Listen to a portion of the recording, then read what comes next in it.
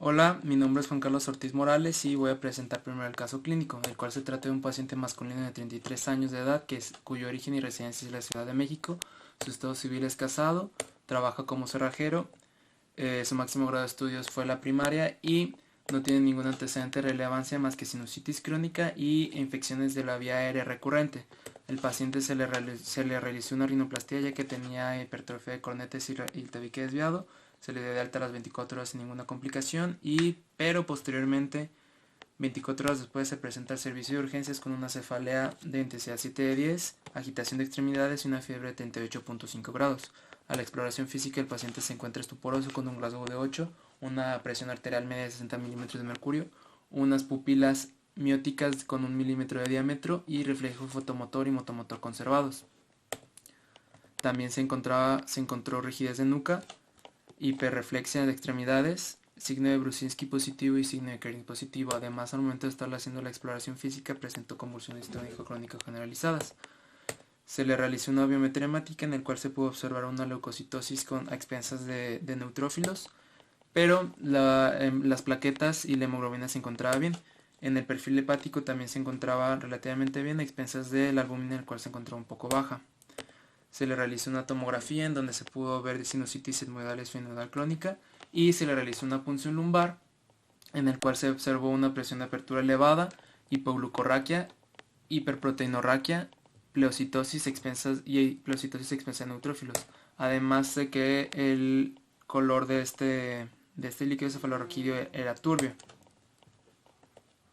Se hizo una tinción de Gram de este líquido cefalorraquídeo y se pudo observar diplococos gram positivos, por lo que se hizo el diagnóstico de meningitis, del cual voy a hablar a más a detalle, específicamente de meningitis bacteriana, la cual es la principal causa de meningitis, el cual se define como una infección purulenta del espacio subaracnoideo con afección de la aracnoides y de la pía madre, pero cuando se afecta al parénquima cerebral estamos hablando de una meningoencefalitis, el cual no es tan común en meningitis bacterianas, es más común en meningitis viral, pero que de todos modos hay que tenerlo en cuenta.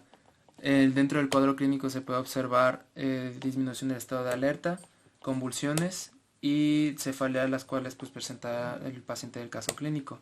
Se trata de la infección del sistema nervioso central número 1 con una incidencia aproximada de 2.5 casos por cada 100.000 habitantes, y se dice que todas las bacterias en realidad tienen la capacidad de producir esta infección. Sin embargo, se limita a un número muy restrictivo de bacterias, en donde el rey de todas estas bacterias es Streptococcus pneumoniae con aproximadamente 70-50% de los casos, después Neisseria meningitis con 25%, después Streptococcus del grupo B, después Listeria monocytogenes y después Haemophilus influenza tipo B. Cabe mencionar que una vez que se introdujo la bacteria Haemophilus influenza redujeron bastante y pues hay que hacer un poquito más de énfasis en cada una de ellas. Dentro de la meningitis por neumococo, hay muchos factores de riesgo, pero el principal es una neumonía por neumococo. También hay que tener en cuenta que hay un síndrome que es el síndrome de Austria, en el cual es una neumonía, una endocardititis y una meningitis por neumococo. También la sinusitis y una otitis media aguda por neumococo es factor de riesgo. El alcoholismo, las inmunodeficiencias ya sea primera o adquiridas, asplenia ya sea funcional o por esplenectomía, diabetes, y esta imagen hace referencia a una fractura de la base del cráneo en donde podemos observar una equimosis periorbital, el signo de Battle, que es una equimosis retroauricular, y es importante que haya rinorraquia para que se pueda contar como factor de riesgo. A su vez, la meningitis por meningococo es mucho más grave, mucho más fulminante que la de neumococo. Los principales serotipos es A, B, C, W, 135 y Y. Cabe mencionar que la vacuna no cuenta con el serotipo B, que pues cuenta con un tercio de todos los casos.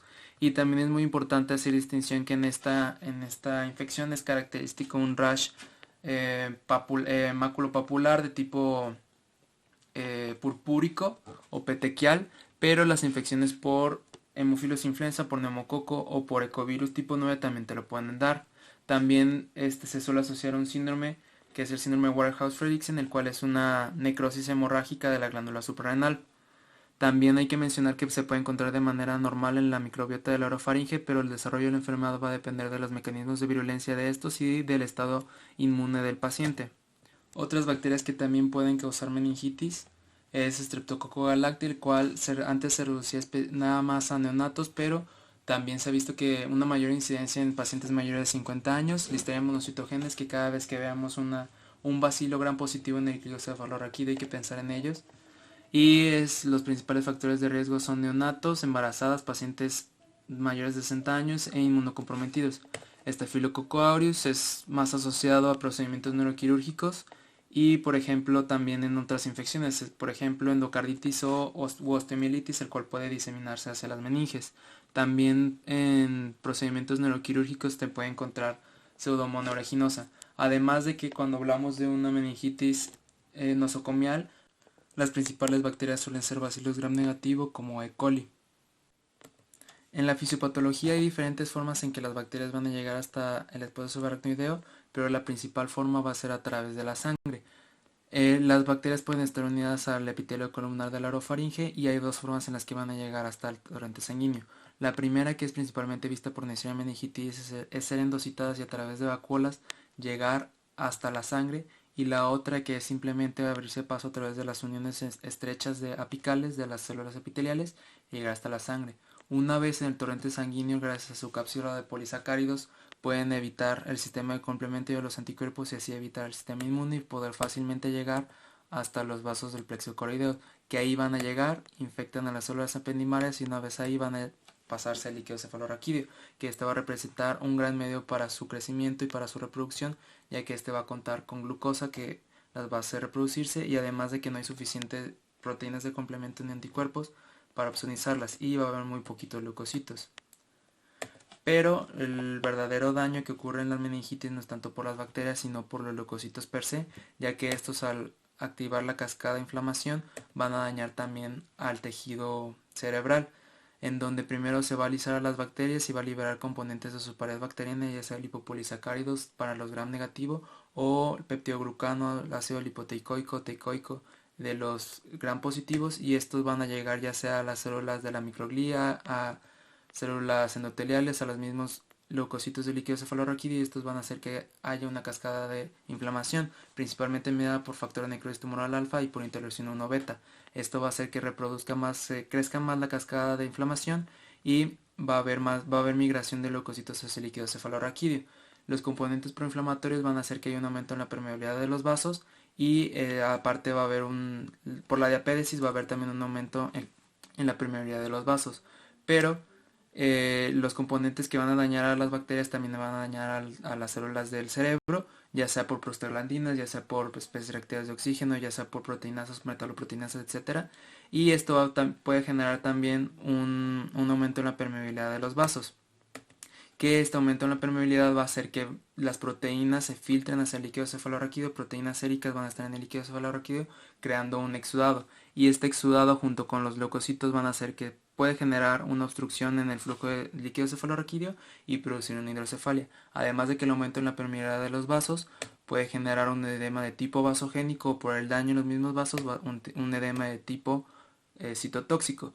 Por último, en la fisiopatología de la meningitis también puede haber trombosis de los vasos por la misma inflamación, y aparte al inicio de que inicia la inflamación hay un aumento en el flujo de perfusión cerebral, pero va a disminuir y este puede generar isquemia en diferentes partes del cerebro. Es importante reconocer las manifestaciones clínicas de forma temprana, ya que puede tratarse de un caso fulminante o que durante el transcurso de varios días progrese en la enfermedad.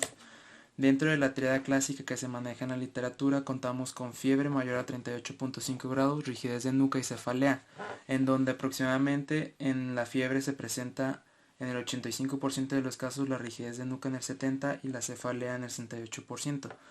También se dice que podemos añadir en vez de cefalea, la alteración del estado de alerta, la cual va a presentarse en al menos 75% de los casos. También es básico decir que no el 100% de los casos no va a presentar la triada clásica, sino solamente un 44%. Sin embargo, al menos 95% de las personas va a presentar al menos 2 de los síntomas de la triada clásica. Otros síntomas bastante comunes son náusea, vómito y fotofobia.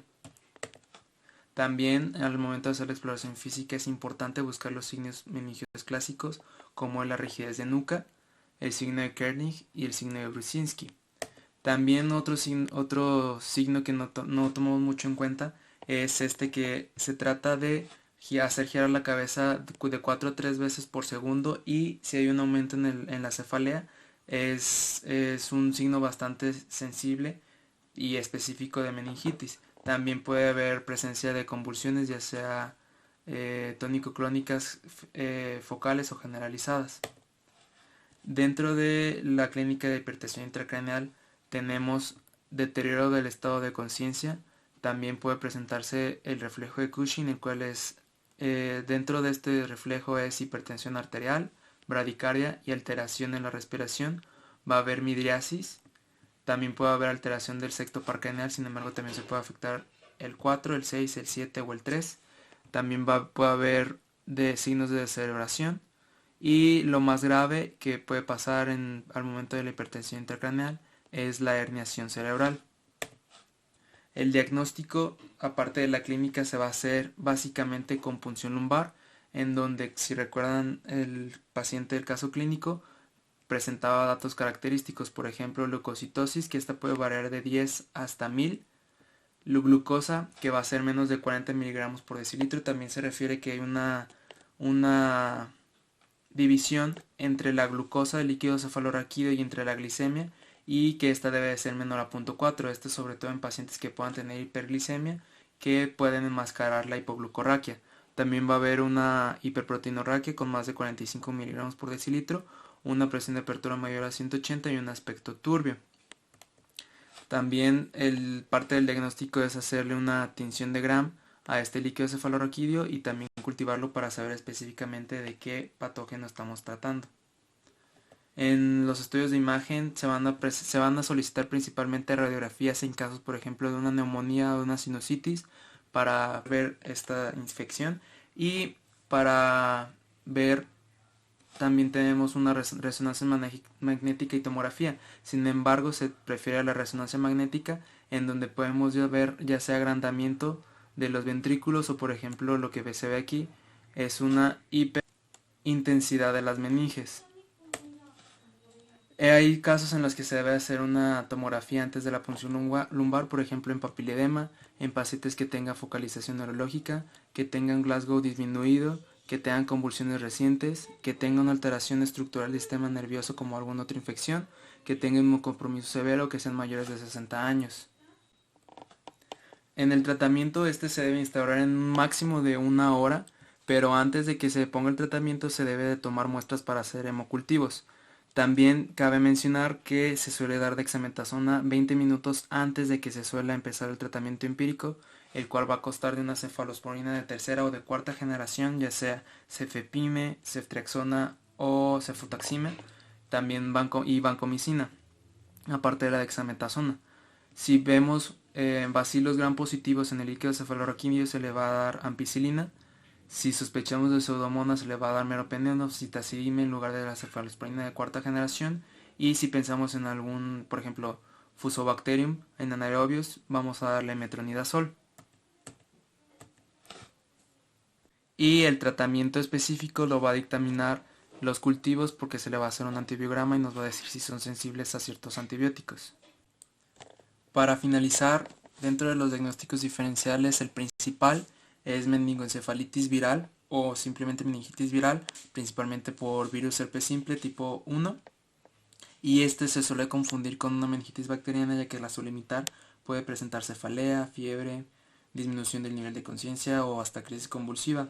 Pero los hallazgos en el líquido cefalorraquídeo van a ser muy diferentes en una meningoencefalitis viral. Por ejemplo, va a haber un predominio de linfocitos y la glucosa va a estar normal. También es importante hacer la distinción de enfermedades transmitidas por garrapatas, por ejemplo rickettsiosis o ehrlichiosis, ya que nos pueden dar un punteado petequial similar al que nos daba meningococo. También un empiema, ya sea subdural o epidural, hemorragia subaracnoidea u otras causas de meningitis, ya sea meningitis también infecciosas por hongos como Cryptococcus neoformas en pacientes inmunocomprometidos, por tuberculosis, pero para eso tenemos los criterios de Toetis para hacer la diferencia, u otras meningitis no infecciosas, por ejemplo la que se puede presentar en lupus, la que puede haber enfermedad de Behçet, la que puede haber también en sarcoidosis, etcétera. Y pues esto sería todo por mi parte.